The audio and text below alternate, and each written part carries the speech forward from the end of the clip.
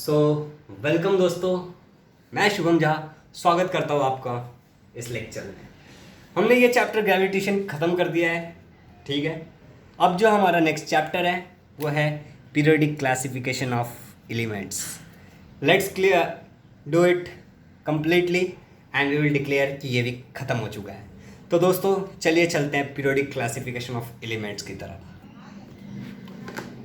सो दोस्तों इस चैप्टर में हम क्या क्या सीखेंगे, सबसे पहले ये जान लेते हैं। इस चैप्टर में आपको सीखना है, जिस चैप्टर का नाम है periodic classification of elements and there classification, ठीक है, कि एलिमेंट्स क्या होते हैं और उनको क्लासीफाई करने का तरीका क्या होता है। इसको मैं कवर करूंगा लेक्चर 1 में, जो कि आज है। डॉबेर्नियर थ्रेड्स, इसे मैं कवर करूंगा लेक्चर 2 में।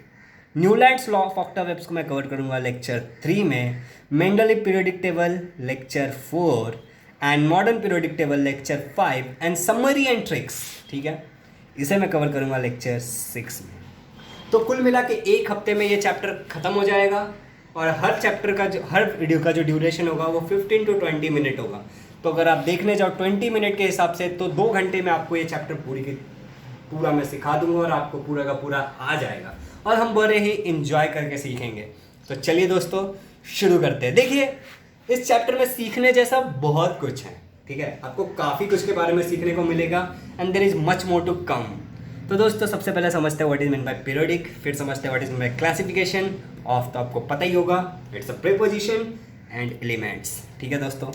एलिमेंट्स मतलब क्या होता है, पीरियोडिक मतलब जो खुद को सर्टन गैप के बाद रिपीट करता हूँ, ठीक है। Let's take an example and understand it clearly. Okay दोस्तों, तो अभी मैं आपको पीरियोडिक का मतलब समझाने का कोशिश करता हूँ। अब देखो ये हमारा घड़ी है, नहीं सर ऐसे घड़ी थोड़ी होता है, ये 12, ये 3, ये 6, ये 9। ओके दोस्तों, 12, 6, 3, 2, 9 जो भी हो ठीक है। देखो ये 3 घंटे बाद होता है, ये भी 3 घंटे बाद होता है, ये भी 3 घंटे बाद होता है, ये भी 3 घंटे बाद होता है, वापस 6 घंटे बाद यहाँ पे आता है और 12 घंटे बाद हमारा घड़ी घूम के यहाँ पे आता है। मतलब एक पर्टिकुलर पीरियड ऑफ टाइम के बाद ये चीज़ खुद को रिपीट करती है। तो इसी चीज़ को हम बोलते हैं पीरियोडिक, जो सर्टन पैटर्न में हो और खुद को रिपीट करता हो। तो आई होप कि आपको मेरी बातें समझ में आई होगी। चलिए दोस्तों आगे बढ़ते हैं और एलिमेंट को समझते हैं, ठीक है। मैं आपको सब कुछ समझाऊंगा और लास्ट में समराइज करके भी बताऊंगा। वीडियो का मैक्सिमम लेंथ हो सकता है 20 मिनट, लेस देन 20 मिनट बोल सकते हैं हम, less than equal to 20 minute में सब कवर कर देंगे। तो दोस्तों अंत तक मेरे साथ बने रहिएगा। Element in chemistry, N element is a species of atom having same number of protons in its atomic nuclei. क्या कह दिया सर? नॉट टू वरी, मैं आपको समझाता हूँ कि मैंने क्या कह दिया। उससे पहले हम इस लाइन को भी यहाँ तक पढ़ लेते हैं। Atomic number of hydrogen is 8, sorry this is not hydrogen, it will be oxygen. ये प्रिंटिंग मिस्टेक हो गया मुझसे, ठीक है, it is oxygen. Okay, so atomic number of oxygen is 8। The element oxygen describes all the atoms which have 8 protons in its nuclei, can be natural और man made. तो क्या कह रहे हो सर, अच्छे से समझाओ ना। तो समझते हैं ना दोस्तों। देखो एक होता है एटम, मैं कह रहा हूँ एटम, किसी को कुछ सुनाई तो नहीं दिया। ओके दोस्तों, तो एटम के एटम्स से मिल करके एलिमेंट बनता है।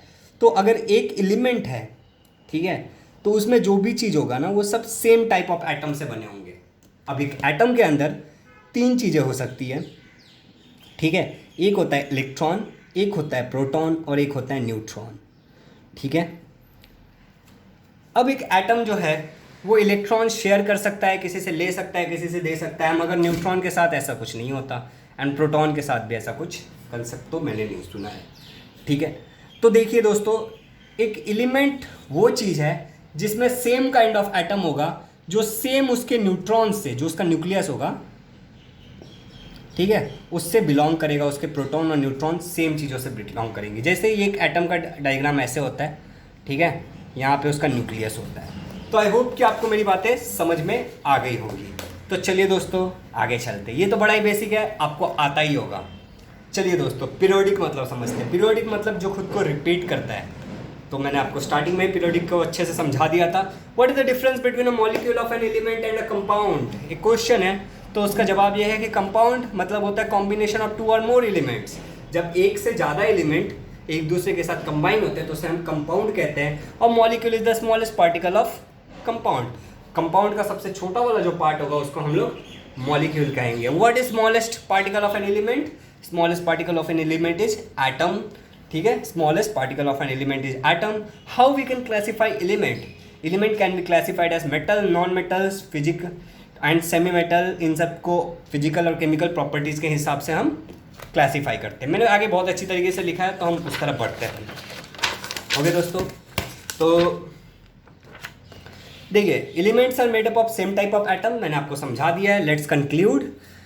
Atoms is basic smallest fundamental individual part of an element. Atom जो होता है बेसिक होता है, फंडामेंटल होता है और इंडिविजिबल होता है। इसको आप डिवाइड नहीं कर सकते हो। ठीक है, part of an element. It can be classified as metal, वो इलेक्ट्रोपॉजिटिव होते हैं, नॉन मेटल इलेक्ट्रोनिगेटिव होते हैं, and semi metal what is जो न्यूट्रल होते हैं। इलेक्ट्रोपॉजिटिव मतलब जो इलेक्ट्रॉन दे सकता है, ले नहीं सकता। ठीक है, जो लेता नहीं है यूजुअली, जो कि मेटल्स होते हैं। नॉन मेटल्स मतलब जो इलेक्ट्रोनिगेटिव होते हैं, जिनको और इलेक्ट्रॉन्स की जरूरत होती है अपनी लास्ट ऑक्टेट को पूरा करने के लिए।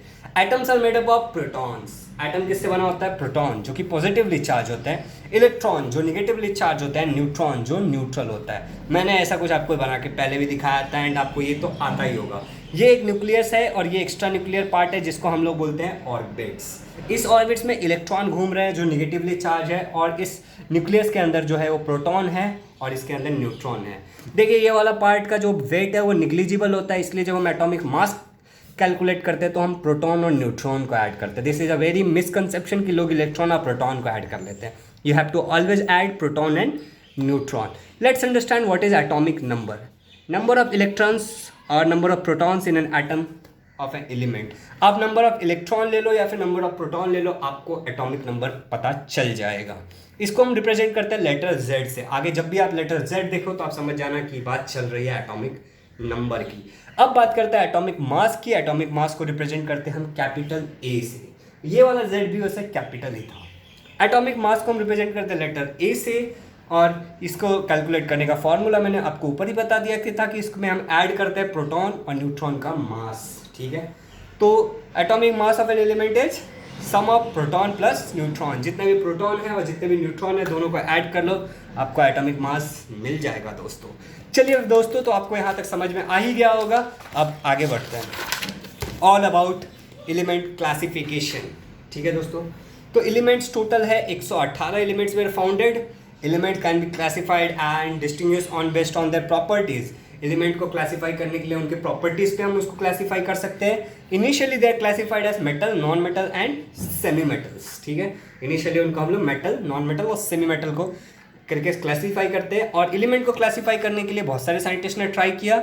हमें जिनमें से 4 के बारे में पढ़ना है। पहला जो हम लोग पढ़ेंगे नेक्स्ट लेक्चर में वो है Dobereiner's triads, next to next lecture Newlands, उसके बाद Mendeleev periodic table and finally modern periodic table, जिसे किया था हेनरी मोस्ली ने। ऑलरेडी ये सारे साइंटिस्ट के नाम है। मॉडर्न पीरियोडिक टेबल को हेनरी मोस्ली ने बनाया था, उसने उस पर बताया था। अब एक राज की बात दोस्तों, यहाँ से लेके यहाँ तक जितने भी साइंटिस्ट हैं सब ने एटॉमिक मास पे फोकस किया है।